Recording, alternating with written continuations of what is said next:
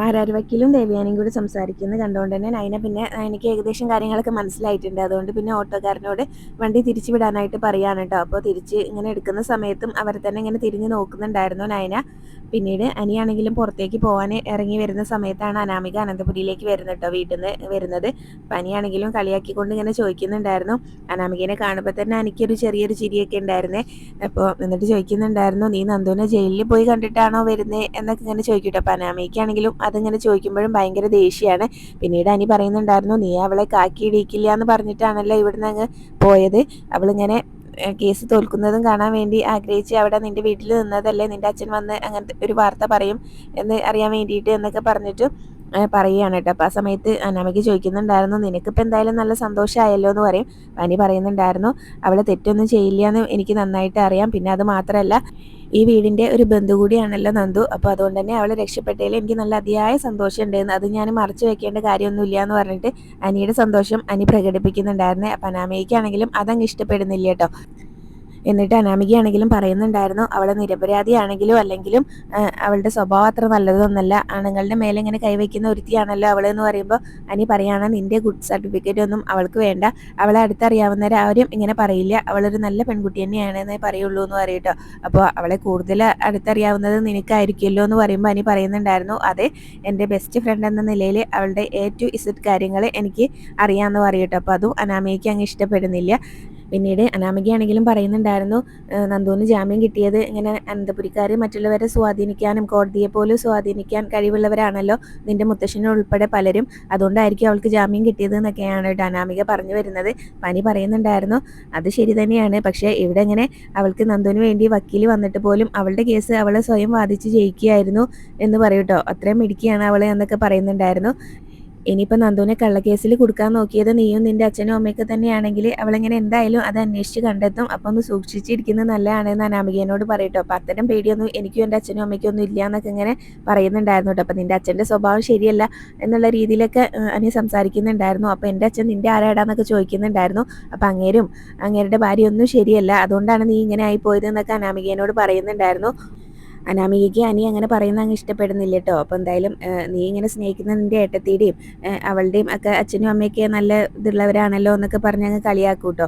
അപ്പോൾ ഇവിടെ ഇങ്ങനെ രണ്ട് പെൺമക്കളെ അവരിങ്ങനെ ഒന്നും അറിയാതെ ഇങ്ങോട്ട് കെട്ടിച്ചയച്ചു. അതൊക്കെ ഇവിടെ എല്ലാവർക്കും നാട്ടിൽ പാട്ടാണ് എന്നൊക്കെ ഇങ്ങനെ പറയും കേട്ടോ. അപ്പോൾ അതെല്ലാവർക്കും അറിയാമെന്ന് ഇങ്ങനെ പറയുന്ന സമയത്ത് അനി പറയുന്നുണ്ടായിരുന്നു, ആ കല്യാണം കൊണ്ട് എനിക്ക് സന്തോഷമേ ഉണ്ടായിട്ടുള്ളൂ, അതുകൊണ്ടാണല്ലോ എനിക്ക് നല്ലൊരു മനസ്സുള്ള ഏട്ടത്തിനെ കിട്ടിയത് എന്നൊക്കെ പറയും. അപ്പോൾ അതും അനാമികയ്ക്ക് അങ്ങ് ഇഷ്ടപ്പെടുന്നില്ല. പിന്നീട് പറയുന്നുണ്ടായിരുന്നു, അനിയാണെങ്കിലും ഏട്ടത്തി ഇവിടെ വന്നതോടുകൂടി ഇവിടെ എല്ലാവർക്കും നേട്ടേ ഉണ്ടായിട്ടുള്ളൂ, അതുപോലെ തന്നെ ഇങ്ങനെ ഏട്ടത്തി ജ്വല്ലറിയിലേക്ക് പോകാൻ തുടങ്ങിയതോടുകൂടി നമ്മുടെ കമ്പനിക്കും ആദർശേട്ടനൊക്കെ നേട്ടങ്ങൾ മാത്രമേ ഉള്ളൂ എന്ന് പറയും. പിന്നീട് അങ്ങനെയൊക്കെ പറയുന്ന സമയത്തും അനാമിക പറയുന്നുണ്ടായിരുന്നു, എന്തായാലും അവളുടെ അമ്മായിമ്മയ്ക്ക് അവളെ ഇഷ്ടമല്ലല്ലോ, അമ്മായിമ്മ എന്നെയാണല്ലോ സ്നേഹിക്കുന്നത് എന്നൊക്കെ ഇങ്ങനെ പറയുന്നുണ്ടായിരുന്നു. അപ്പോൾ അത് ഇങ്ങനെ വല്യമ്മയുടെ വിവരക്കേടാണെന്നേ ഞാൻ പറയുള്ളൂ, ഏട്ടത്തിനെ പോലെയുള്ള ഒരു മരുമകളെ സ്നേഹിക്കാത്തത് എന്നൊക്കെ ഇങ്ങനെ പറയട്ടെ. എന്നിട്ട് പറയുന്നുണ്ടായിരുന്നു അനാമികനോട്, അതുകൊണ്ട് നീ ഏട്ടത്തിനെയൊക്കെ അനുകരിക്കാൻ നോക്കുക എന്ന് പറഞ്ഞിട്ട് ദേഷ്യത്തിൽ അനി അവിടെ നിന്ന് അങ്ങ് പോകുമ്പോൾ അനാമികയാണെങ്കിലും അതും കൂടെ അങ്ങ് കേൾക്കുന്ന സമയത്ത് ഭയങ്കര ദേഷ്യമൊക്കെ വരുന്നുണ്ടായിരുന്നേ. പിന്നെ നൈനിയാണെങ്കിലും ഓഫീസിലിരുന്ന് ഭയങ്കര ചിന്തയിലാണ് കേട്ടോ. ദേവയാനി പറഞ്ഞിട്ടുണ്ടായിരുന്നു ഓരോ കാര്യങ്ങളൊക്കെ ഇങ്ങനെ ഓർക്കുന്നുണ്ടായിരുന്നു. ഒരു അന്യ വീട്ടിൽ നിന്ന് കല്യാണം കഴിഞ്ഞ് മറ്റൊരു വീട്ടിലേക്ക് വരുന്ന പെൺകുട്ടി ഇങ്ങനെ ആ കുടുംബത്തിനെ ഇങ്ങനെ സ്വന്തം വീട് പോലെ സ്നേഹിക്കണമെങ്കിൽ ആ കുട്ടിക്ക് അതിൻ്റെ വീട്ടിൽ നിന്ന് കിട്ടുന്ന സംസ്കാരം തന്നെയാണ്, അങ്ങനെയുള്ള ഒരു കുട്ടിക്ക് മാത്രമേ ഇങ്ങനെ അത് സ്വന്തം വീടായിട്ട് കാണാൻ പറ്റുള്ളൂ എന്ന് പറഞ്ഞ കാര്യങ്ങളും ഒക്കെ ഇങ്ങനെ ഓർക്കുകയാണ്. പിന്നെ അതിനുശേഷമാണെങ്കിൽ അബിയാണെങ്കിൽ ഒരു പെൺകുട്ടീനെ ഇങ്ങനെ കരൾ കൊടുത്ത കുട്ടിയാണെന്നൊക്കെ പറഞ്ഞ് ദേവയാനിനെ കാണിച്ചല്ലോ. അപ്പോൾ ദേവയാനി അന്ന് പറഞ്ഞിട്ടുണ്ടായിരുന്നല്ലോ, ഇവൻ ആ പെൺകുട്ടീനെ കാണിച്ചപ്പോൾ തന്നെ എനിക്ക് സംശയമായിരുന്നു, അതുകൊണ്ട് ഞാൻ ആ കുട്ടിയുടെ ഫോട്ടോ എടുത്ത് ഹോസ്പിറ്റലിൽ കാണിച്ചു. എനിക്ക് കരൾ തന്ന കുട്ടീനെ കാണിച്ചു തരാനേ എങ്ങനെ ഡോക്ടർക്ക് മടി ഉണ്ടായിരുന്നുള്ളൂ. അപ്പോൾ കരൾ തരാത്തൊരു കുട്ടിയുടെ ഫോട്ടോ കാണിക്കുമ്പോൾ അതല്ല എന്ന് പറയാൻ അവർക്കൊരു മടി ഉണ്ടായിരുന്നില്ല എന്ന് പറഞ്ഞ കാര്യങ്ങളും ഒക്കെ ഇങ്ങനെ നൈന ഓർക്കുകയാണ് കേട്ടോ. എന്നിട്ട് ഇങ്ങനെ മനസ്സിലിങ്ങനെ പറയുന്നുണ്ടായിരുന്നു, അമ്മ ഇങ്ങനെ അബി ആ പെൺകുട്ടീനെ കാണിച്ചപ്പോൾ തന്നെ അമ്മയ്ക്ക് അറിയായിരുന്നു കരൾ കൊടുത്ത കുട്ടി അതല്ലാന്ന്. അപ്പോൾ അത് അമ്മ ഇങ്ങനെ വ്യക്തമായിട്ട് മനസ്സിലാക്കി വെച്ചിരുന്നു. ഇപ്പോൾ അതിന് ശേഷമാണെങ്കിൽ അമ്മ കരൾ കൊടുത്ത കുട്ടീനെ കുറിച്ചുള്ള അന്വേഷണം നിർത്തി. അപ്പോൾ എന്തായാലും കരൾ കൊടുത്തത് ഞാനാണെന്ന് അമ്മ മനസ്സിലാക്കിയിട്ടുണ്ടാവണം, എൻ്റെ സംശയം ശരിയാവും എന്നുള്ള കാര്യങ്ങളൊക്കെ ഇങ്ങനെ നയന ഇങ്ങനെ ഓർത്തുകൊണ്ടിരിക്കുകയാണ്. എന്തായാലും അത് കണ്ടെത്തി പുറത്ത് കൊണ്ടുവരണമെന്ന് നയന മനസ്സിൽ ഓർക്കുന്നുണ്ടായിരുന്നേ. പിന്നീട് ദേവയാനി ആണെങ്കിൽ ഓഫീസിലേക്ക് വരുന്നുണ്ട്. അപ്പോൾ ആദർശിൻ്റെ റൂമിലേക്കാണ് കേട്ടോ ആദ്യം ചെല്ലുന്നത്. അപ്പോൾ അമ്മ എന്താ ഒരു മുന്നറിയിപ്പ് ഇല്ലാതെ വന്നതെന്ന് ഇങ്ങനെ ചോദിക്കും. അപ്പോൾ എനിക്ക് എന്താ ഇങ്ങോട്ട് വന്നൂടെ, നീ ഇപ്പോൾ ഇവിടെ ഒരുത്തീനെ അപ്പോയിൻറ്റ് ചെയ്തിട്ടുണ്ടല്ലോ, അപ്പോൾ അവൾ നേരായ രീതിയിലാണ് മുന്നോട്ട് പോകുന്നതെന്നൊക്കെ എനിക്ക് അറിയണമല്ലോ, അതുകൊണ്ടൊരു മിന്നൽ പരിശോധന ഇടയ്ക്ക് നല്ലതാണ് എന്നൊക്കെ പറയൂട്ടോ. അപ്പോൾ ആദർശ് പറയുന്നുണ്ടായിരുന്നു, അമ്മ എന്താ അങ്ങനെ പറഞ്ഞത്, അവൾ ഇവിടെ വന്ന ശേഷം കമ്പനിക്ക് തന്നെ ഒരു ഉണർവൊക്കെ ഉണ്ടായിട്ടുണ്ട് എന്നിങ്ങനെ പറയുന്നുണ്ടായിരുന്നേ. അപ്പോൾ ദേവയാനി ആണെങ്കിലും അതൊന്നും ഇഷ്ടപ്പെടാത്ത രീതിയിലൊക്കെ അങ്ങനെ നിൽക്കുകയാണ് കേട്ടോ. പിന്നെ എന്തായാലും ചോദിക്കുന്നുണ്ടായിരുന്നു, അവൾക്ക് പ്രത്യേകം ക്യാബിൻ കൊടുത്തിട്ടുണ്ടല്ലേ എന്നിങ്ങനെ ചോദിക്കുന്ന സമയത്ത് അത് പിന്നെ അങ്ങനെയല്ലേ വേണ്ടത്, നയന ഇപ്പോൾ ഇവിടുത്തെ ചീഫ് ഡിസൈനർ അല്ലേ എന്നൊക്കെ ഇങ്ങനെ പറയൂ കേട്ടോ. പിന്നെ എന്തായാലും ദേവയാനി പറയുന്നുണ്ടായിരുന്നു, ഞാൻ എൻ്റെ ഒരു ഫ്രണ്ടിനെ കാണാൻ വന്നതാണ്, അപ്പോൾ ഇങ്ങോട്ട് കയറി ഉള്ളൂ എന്ന് പറയട്ടെ. പിന്നീട് നന്ദു ഇങ്ങനെ കേസ് ജയിച്ച് കാര്യങ്ങളൊക്കെ പറയുന്നുണ്ടായിരുന്നു. അപ്പോൾ നിനക്കും അവൾക്കൊക്കെ നല്ല സന്തോഷമായി കാണല്ലോ എന്ന് പറയുന്ന സമയത്ത് അതെന്താ അമ്മ അങ്ങനെ പറഞ്ഞത്, എനിക്കും ഒക്കെ നല്ല സന്തോഷമായിട്ടുണ്ട്, അവൾ ഒരു തെറ്റും ചെയ്തിട്ടുണ്ടായിരുന്നില്ലല്ലോ എന്ന് പറയും. അപ്പോൾ എന്തായാലും മാരാർ വക്കീൽ ഇങ്ങനെ അവൾക്ക് വേണ്ടി ഹാജരായതും അത് എന്താണെന്നൊന്നും മനസ്സിലായിട്ടില്ല, ഒരു ഫീസ് പോലും വാങ്ങിയിട്ടില്ല എന്നുള്ള കാര്യങ്ങളൊക്കെ പറയുന്നുണ്ടായിരുന്നു കേട്ടോ. അപ്പോൾ അതിലും എനിക്ക് ചെറിയൊരു വ്യക്തതയുണ്ട്, ഇങ്ങനെ നിനക്ക് സമയം കിട്ടുമ്പോൾ അദ്ദേഹത്തിനെ വിളിച്ചൊന്ന് അഭിനന്ദിച്ചേക്ക് എന്നൊക്കെ പറയട്ടെ. അപ്പോൾ അത് ഞാൻ ഫോണിലൂടെ ചെയ്തിട്ടുണ്ടായിരുന്നല്ലോ എന്ന് ആദർശ് പറയുന്നുണ്ടായിരുന്നു. എന്തായാലും നിൻ്റെ ഭാര്യയുടെ അനിയത്തിനെ കേസിൽ നിന്ന് രക്ഷിച്ച ആളല്ലേ, അപ്പോൾ അതുകൊണ്ട് ഇങ്ങനെ അദ്ദേഹത്തിന് ഒരു ചിലവ് ചെയ്യുന്നതുകൊണ്ടും കുഴപ്പമൊന്നുമില്ല എന്ന് പറയട്ടെ. അപ്പോൾ അത് നയനയും പറഞ്ഞു എന്ന് പറയുന്നുണ്ടായിരുന്നു. പിന്നെ അത് മാത്രമല്ല, മാരാർ വക്കീൽ നന്ദുവിന് വേണ്ടി ഹാജരായെങ്കിലും നന്ദു തന്നെയാണല്ലോ നന്ദുവിൻ്റെ കേസ് വാദിച്ച് ജയിച്ചത് എന്നും കൂടെ ദേവയാനി ഇങ്ങനെ ഭയങ്കര ചിരിച്ചുകൊണ്ടൊക്കെ പറയുന്നുണ്ടായിരുന്നു കേട്ടോ. പക്ഷേ ആദർശ് അത് കാണുന്നില്ല. ദേവയാനിക്ക് ഭയങ്കര സന്തോഷമാണ് കേട്ടോ. പിന്നെ ഇതൊക്കെ സംസാരിച്ച് കഴിഞ്ഞിട്ട് ദേവയാനി ചോദിക്കുന്നുണ്ടായിരുന്നു, നയന അവളുടെ ക്യാബിനിലാണോ എന്ന് ചോദിക്കും. അതെ, അമ്മയ്ക്ക് അങ്ങോട്ട് പോകണമെന്നിങ്ങനെ ആദർശ് ചോദിക്കുന്ന സമയത്ത് എനിക്ക് അവളുടെ ക്യാബിനിലേക്ക് പോകേണ്ട കാര്യമൊന്നുമില്ല എന്ന് പറയുകയാണ് കേട്ടോ. ഇങ്ങനെ ഒരു ദേഷ്യത്തിലാണ് പറയുന്നത്. പിന്നീട് ഇങ്ങനെ പറയുന്നുണ്ടായിരുന്നു, എന്തായാലും ഞാൻ ഇവിടുത്തെ സ്റ്റാഫിനെയൊക്കെ കണ്ടിട്ട് കുറേ ദിവസമായില്ലേ, ഞാൻ അവരെയൊക്കെ കണ്ടിട്ട് ഒന്ന് സംസാരിച്ച് അങ്ങ് പോയിക്കോളാം എന്ന് പറഞ്ഞ് ദേവയാനി അവിടുന്ന് യാത്ര പറഞ്ഞു പോവാണ് ആദർശിനോട്. പിന്നീട് കാണിക്കുന്നത് നന്ദും ഫ്രണ്ട്സും കൂടെ രാത്രിയിൽ അനാമികയുടെ വീട്ടിലേക്ക് ചെല്ലുന്നതാണ് കേട്ടോ. നന്ദു മാത്രമേ ഹെൽമെറ്റ് വെച്ചിട്ടുണ്ടായിരുന്നുള്ളൂ. അപ്പോൾ കൂടെ എല്ലാവരോടും കൂടെ ഹെൽമെറ്റ് വെക്കാനായിട്ട് പറയുകയാണ് നന്ദു. ഇനിയിപ്പോൾ എൻ്റെ മുഖം കണ്ടാലും കുഴപ്പമൊന്നുമില്ല, നിങ്ങളുടെ മുഖം അവർ കാണണ്ടെന്ന് പറയുകയാണ് കേട്ടോ. അപ്പോൾ എന്തായാലും നന്നായിട്ട് കൊടുക്കണം വേണുവിനും രേവതിക്കും തന്നെയാണ് കേട്ടോ അവർ നന്ദു ആണെങ്കിലും അവിടെ പുറത്തുനിന്ന് അവരോട് പറയുന്നത്. എന്തായാലും അവർ ഗേറ്റൊക്കെ ചാടി കടന്ന് അകത്തേക്ക് കയറുന്നുണ്ടായിരുന്നു. ഇനിയിപ്പോൾ നമ്മൾ കോളിംഗ് ബെല്ല് അടിച്ചാലും ചിലപ്പോൾ അവർ വാതിൽ തുറന്നൊന്നും വരില്ല, അന്നത്തെ അനുഭവം ഉണ്ടായതുകൊണ്ട്. അതുകൊണ്ട് നമുക്ക് പിൻവശത്തൂടെ പോയിട്ട് പിൻവശത്തെ വാതിൽ കുത്തി തുറക്കാം, അതിനുള്ള കഴിവ് നിനക്കുണ്ടല്ലോ എന്നിങ്ങനെ നന്ദു കൂട്ടത്തിൽ ഒരുത്തിനോട് ചോദിക്കുകയാണ് കേട്ടോ. അപ്പോൾ എന്തായാലും അവർ പിറകുവശത്തു കൂടിയാണ് കേട്ടോ പോകുന്നത്. അപ്പോൾ വേണു രേവതിയൊക്കെ ഈ സമയത്ത് നല്ല ഉറക്കമായിരിക്കും. അപ്പോൾ എന്തായാലും അവർ വാതിലൊക്കെ തുറന്ന് അകത്തേക്ക് കയറിയിട്ടുണ്ട്. അവിടുന്ന് പാത്രങ്ങളൊക്കെ വീഴുന്ന ശബ്ദം കേട്ടിട്ട് രേവതിയാണെങ്കിലും ഉണരുന്നുണ്ടായിരുന്നു കേട്ടോ. എന്നിട്ട് വേണുവിനെ വിളിക്കുകയാണ്, എന്തോ ശബ്ദം കേട്ടു എന്നൊക്കെ പറയുകയാണ്. അപ്പോൾ എന്നിട്ട് ഞാൻ കേട്ടില്ലല്ലോ എന്ന് പറയും. അപ്പോൾ നിങ്ങൾ കൂർക്കം വലിച്ചുറങ്ങിയ ഇതെങ്ങനെ കേൾക്കാനാ, ഞാൻ എന്തായാലും കേട്ടിട്ടുണ്ട്, വാ നമുക്ക് പോയി നോക്കാമെന്ന് പറയട്ടോ. ഇനിയിപ്പോൾ വല്ല പൂച്ചയും അകത്ത് കയറിയതായിരിക്കും എന്നൊക്കെ രേവതി പറയുന്ന സമയത്ത് പൂച്ചയെ പോലെ പതുങ്ങി വരുന്ന മനുഷ്യരാവും ചിലപ്പോൾ എന്നിങ്ങനെ വേണു പറയട്ടോ. മനുഷ്യൻ നിങ്ങൾ പേടിപ്പിക്കാതെ, അത് ചിലപ്പോൾ പൂച്ച തന്നെയായിരിക്കും, നമുക്കൊന്ന് പോയി നോക്കാമെന്ന് പറഞ്ഞ് അവർ രണ്ടും കൂടെ എഴുന്നേറ്റ് പോകുന്നുണ്ടായിരുന്നേ. വാതിലൊക്കെ തുറന്ന് പോകുന്ന സമയത്ത് അവിടെ ഇങ്ങനെ പാത്രങ്ങളൊക്കെ നിലത്ത് കിടക്കുന്ന കാണുമ്പോൾ രേവതി പറയുന്നുണ്ടായിരുന്നു, ഇത് പൂച്ച തന്നെയാണെന്ന് പറയട്ടെ. അപ്പോൾ എന്തായാലും വേണു പറയുകയാണ്, ഇങ്ങനെ കുറുവാ സംഘം അങ്ങനെ വീട്ടിലുള്ളവരെ ഇങ്ങനെ പുറത്തേക്ക് ഇറക്കാൻ വേണ്ടിയിട്ട് ഇങ്ങനെ നിശബ്ദയായിട്ട് വന്നിട്ട് ഇങ്ങനത്തെ പരിപാടികളൊക്കെ ചെയ്യുമെന്ന് പറയുമ്പോൾ ഇത് കുറുവാ സംഘവും കുറുവടിയൊന്നല്ല എന്ന് രേവതി പറയുകയാണ് കേട്ടോ, അത് പൂച്ചെന്നെയാണെന്ന് പറയും. അപ്പോൾ അവരിങ്ങനെ സംസാരിച്ചുകൊണ്ട് ഇങ്ങനെ നടക്കുന്ന സമയത്താണ് കേട്ടോ പിറകിൽ നിന്ന് നല്ല അടി കിട്ടുന്നത്. അപ്പോൾ രണ്ടുപേർക്കും നന്നായിട്ട് ഇട്ടന്നെ കൊടുക്കുന്നുണ്ടായിരുന്നു കേട്ടോ, അതും ഫ്രണ്ട്സും കൂടെ. അപ്പോൾ വേണുവിനൊക്കെ നന്നായിട്ട് കിട്ടുന്നുണ്ട്. പിന്നീട് അവർക്ക് രണ്ടുപേർക്കും നന്നായിട്ട് കൊടുത്തിട്ട് തന്നെ നന്ദുവിൻ്റെ ഫ്രണ്ട്സ് പറയുന്നുണ്ടായിരുന്നു, ഇനി പോവാന്ന് പറയുമ്പോൾ നന്ദു അങ്ങനെ അങ്ങ് പോയാൽ ശരിയാവില്ലല്ലോ എന്ന് പറഞ്ഞിട്ട് നന്ദുവിൻ്റെ മുഖം അങ്ങ് കാണിച്ചു കൊടുക്കുകയാണ് കേട്ടോ. എന്നിട്ട് പറയുന്നുണ്ടായിരുന്നു, തെറ്റ് ചെയ്യാതല്ലേ ഞാൻ ഒരു ദിവസം മുഴുവൻ ഇങ്ങനെ സ്റ്റേഷനിൽ കിടന്നതും കോടതിയിൽ കയറിയതും, ഇനിയിപ്പോൾ തെറ്റ് ചെയ്തിട്ട് അങ്ങ് കയറാമെന്ന് വിചാരിച്ചു എന്ന് പറയുകയാണ്. അപ്പോൾ അതിന് മുന്നേ നിങ്ങളൊരു കാര്യം ഓർക്കണം, അപ്പോൾ അത് ഇനിയിപ്പോൾ നിങ്ങൾ കേസ് കൊടുക്കാനാണ് തീരുമാനിച്ചിട്ടുണ്ടെന്നുണ്ടെങ്കിൽ ആദ്യം അകത്ത് പോകുന്നത് നിങ്ങളും നിങ്ങളുടെ മകളൊക്കെ തന്നെയായിരിക്കും.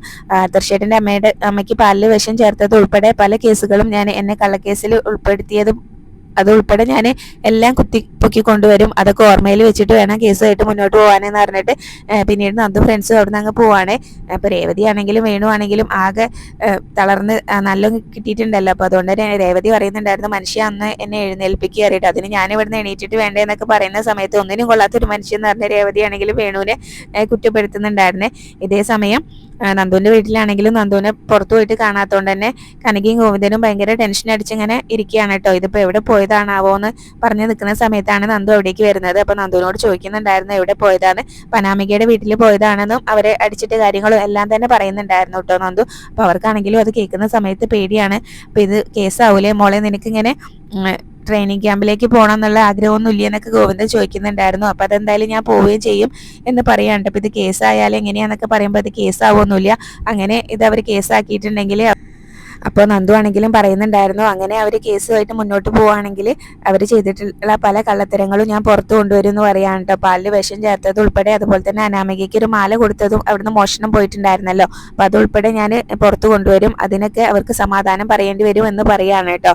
അപ്പോൾ എനിക്കിങ്ങനെ ജോലി കിട്ടിയില്ലെങ്കിലും കുഴപ്പമില്ല, എന്തായാലും അവർ ഇതുപോലെ ഇങ്ങനെ നമ്മളിങ്ങനെ ഇത്രയെല്ലാം ചെയ്തിട്ട് നമ്മൾ മിണ്ടാതിരുന്നിട്ടുണ്ടെങ്കിൽ അവർ ഇനി ഇതുപോലെയുള്ള കാര്യങ്ങൾ ചെയ്യും എന്ന് പറയാണ്. ഒരു തെറ്റും ചെയ്യാതെയാണ് ഞാൻ ഒരു ദിവസം ഇങ്ങനെ മുഴുവൻ സ്റ്റേഷനിൽ ഇരുന്നതും കോടതിയിൽ കയറിയതും, അതൊക്കെ ഒരു പെൺകുട്ടീനെ സംബന്ധിച്ച് ഇങ്ങനെ നടക്കാൻ പാടില്ലാത്ത തന്നെയാണ്, ഇഷ്ടമില്ലാത്ത കാര്യങ്ങൾ തന്നെയാണെന്ന് പറയുന്നുണ്ടായിരുന്നു കേട്ടോ. അതുകൊണ്ടാണ് ഞാൻ അവരെങ്ങനെ അവിടെ കയറി തല്ലിയതും. എന്തായാലും ഞാൻ അവർക്കിട്ട് നല്ലോണം കൊടുത്തിട്ടുണ്ട്, നന്നായിട്ട് കൊടുത്തിട്ടുണ്ട് എന്നൊക്കെ പറഞ്ഞിട്ട് നന്ദു ആണെങ്കിലും അവിടെ നിന്ന് അങ്ങ് പോവാണ് കേട്ടോ. അപ്പോൾ കനയ്ക്കും ഗോവിന്ദനാണെങ്കിലും ആകെ ദേഷ്യമാവുന്നുണ്ട്, ഇനിയിപ്പോൾ ഇത് കുഴപ്പമാവോ എന്നൊക്കെ ഇങ്ങനെ ഗോവിന്ദനോട് കനക ചോദിക്കുകയാണ് കേട്ടോ. അപ്പോൾ അറിയില്ല എന്ന് പറയുന്നുണ്ടായിരുന്നു. അവൾ ഇവിടുന്ന് ഇറങ്ങി പോകുന്ന സമയത്തെ അവളെ തടയേണ്ടതായിരുന്നു എന്ന് ഗോവിന്ദൻ പറയാണ്. അപ്പോൾ കനക പറയുന്നുണ്ടായിരുന്നു അതെങ്ങനെയാ, ഞാൻ അവളോട് ചോദിക്കാൻ ചെന്നപ്പോഴേക്കും അവൾ സ്കൂട്ടറിൽ കയറി പോയില്ലേന്ന് പറയാണ് കേട്ടോ. അപ്പോൾ അവർക്കാണെങ്കിൽ ഒരു പേടിയൊക്കെ ഉണ്ട്, ഇനിയിപ്പോൾ ഇതെങ്ങാനും കേസായാലോ അനന്തപുരിയിൽ അതിൻ്റെ പേരിൽ പ്രശ്നം ഉണ്ടായാലോ എന്നൊക്കെ ഇങ്ങനെ നന്ദുവിനോട് ആ സമയത്ത് തന്നെ ചോദിക്കുന്നുണ്ടായിരുന്നു. അപ്പോൾ ഒരു പ്രശ്നം ഉണ്ടാവില്ല, എന്നെ കള്ളക്കേസിൽ കുടുക്കിയത് ഇങ്ങനെ അവരാണ്, അനാമിക അവളുടെ അച്ഛനും ആണെന്ന് ഇങ്ങനെ ആദർശേട്ടനൊക്കെ നന്നായിട്ട് അറിയാം, അതുകൊണ്ട് ഒരു കുഴപ്പമുണ്ടാവില്ല എന്ന് നന്ദു അവരോട് ആ സമയത്ത് പറയുന്നുണ്ടായിരുന്നേ.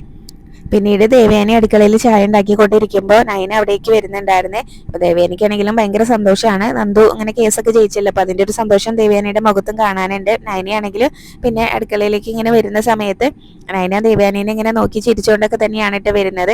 അപ്പോൾ നയന വരുമ്പോൾ തന്നെ ചോദിക്കുന്നുണ്ടായിരുന്നു നീ എന്തിനാ ഇപ്പം ഇങ്ങോട്ട് വന്നത്, നിനക്ക് റൂമിൽ ഇരുന്നാൽ പോരായിരുന്നോ, ചായ ഞാൻ അവിടേക്ക് കൊണ്ടുതരായിരുന്നല്ലോ എന്നൊക്കെ പറയുമ്പോൾ എനിക്കിങ്ങനെ അമ്മേനെ സഹായിക്കുന്നതാണ് ഇഷ്ടം എന്ന് പറയുമ്പോൾ എനിക്കത് ഇഷ്ടമല്ല, നീ ഇങ്ങനെ ഉണ്ടാക്കിയതൊന്നും കഴിക്കാൻ എനിക്കൊരു വിശ്വാസമില്ല എന്നുള്ള രീതിയിലൊക്കെ തന്നെയാണ് കേട്ടോ ദേവയാനി നയനയോട് സംസാരിക്കുന്നത്. നയനയാണെങ്കിലും അങ്ങനെ ദേവയാനി പുറമെ ദേഷ്യം കാണിക്കുകയാണെന്ന് മനസ്സിലാക്കിയതുകൊണ്ട് തന്നെ ഇങ്ങനെ അത് പറയുന്ന സമയത്ത് ചിരിക്കുകയാണ് കേട്ടോ. അപ്പോൾ നീ എന്താ ഇങ്ങനെ കളിയാക്കുന്ന പോലെ ചിരിക്കുന്നത് എന്നൊക്കെ ഇങ്ങനെ നയനയോട് ചോദിക്കുകയാണ്. അപ്പോൾ നയന പറയുന്നുണ്ടായിരുന്നു ഞാനിങ്ങനെ അമ്മയുടെ ഓരോ സ്വഭാവത്തിനെ കുറിച്ച് ഓർത്ത് ചിരിച്ചതാണെന്ന് പറയട്ടെ. അപ്പോൾ എൻ്റെ സ്വഭാവത്തിന് ഇപ്പം എന്താ കുഴപ്പം, ഞാനിപ്പോൾ ഒന്ന് അയഞ്ഞിട്ടുണ്ട്, അതെൻ്റെ മകനെ ഓർത്ത് മാത്രമാണ് എന്നൊക്കെ ഇങ്ങനെ പറയൂ കേട്ടോ. പിന്നീട് എന്തായാലും നയനയാണെങ്കിലും അതുകൊണ്ട് നീയാണ് രക്ഷപ്പെട്ടതെന്ന് ദേവയാനി നയനയോട് പറയുന്ന സമയത്ത് അതൊരു രക്ഷപ്പെടലല്ലോ, എനിക്കിങ്ങനെ അമ്മേനെ സഹായിച്ചുകൊണ്ടൊക്കെ നിൽക്കുന്ന തന്നെയാണ് ഇഷ്ടം എന്ന് പറയാനായിട്ട്. അപ്പോൾ അവരിങ്ങനെ സംസാരിച്ചുകൊണ്ട് നിൽക്കുന്ന സമയത്താണ് കേട്ടോ അനാമിക അവിടേക്ക് വരുന്നത്. അപ്പോൾ അനാമിക വരുമ്പോൾ തന്നെ ദേവയാനി ചോദിക്കുന്നുണ്ടായിരുന്നു ആ മോള് വന്ന മോൾക്ക് ചായ വേണമെന്ന് ചോദിക്കും. അപ്പോൾ എനിക്ക് ചായ ഒന്നും വേണ്ടാന്ന് പറയൂ കേട്ടോ. അനാമികയുടെ മുഖത്തും ഭയങ്കര ടെൻഷനും അതൊക്കെയാണ്. അപ്പോൾ എന്താ മോളുടെ മുഖം ഇങ്ങനെ ഇരിക്കുന്നതെന്ന് ചോദിക്കുമ്പോൾ അന്നത്തെ പോലെ തന്നെ എൻ്റെ വീട്ടിൽ കയറിയിട്ട് അച്ഛനെ അമ്മേനെ ആരോ തല്ലിയെന്ന് പറയൂട്ടോ. അപ്പോൾ ദേവയാനി ചോദിക്കുന്നുണ്ടായിരുന്നു എന്നിട്ട് ഇങ്ങനെ എന്തെങ്കിലും പരിക്കുണ്ടോ എന്ന് ചോദിക്കുമ്പോൾ നല്ല ചതവുണ്ടെന്നാണ് അമ്മ വിളിച്ചപ്പോൾ പറഞ്ഞത് എന്നൊക്കെ പറയട്ടെ. അപ്പോൾ നന്ദുവിനെ തന്നെയാണ് അനാമിക്കും സംശയം. അപ്പോൾ അങ്ങനെ അച്ഛനെയും അമ്മേനെയും തല്ലിയതൊക്കെ ആരാന്ന് ഇവർക്ക് നന്നായിട്ട് അറിയാവുന്ന നയനേനെ നോക്കിക്കൊണ്ട് അനാമിക പറയുമ്പോൾ അതെങ്ങനെ എനിക്കറിയാനാ എന്ന് പറയട്ടെ. അപ്പോൾ നിങ്ങളുടെ അനിയത്തി തന്നെയായിരിക്കും ഇങ്ങനെ എൻ്റെ അച്ഛനെയും അമ്മേനെയും തല്ലി ചതച്ചത് എന്ന് പറയുന്ന സമയത്ത് അനാമിക ഇങ്ങനെ കാര്യം അറിയാതെ ഇങ്ങനെ സംസാരിക്കരുത് എന്ന് ആ സമയത്ത് ഇങ്ങനെ നയനയാണെങ്കിലും പറയുന്നുണ്ടായിരുന്നു.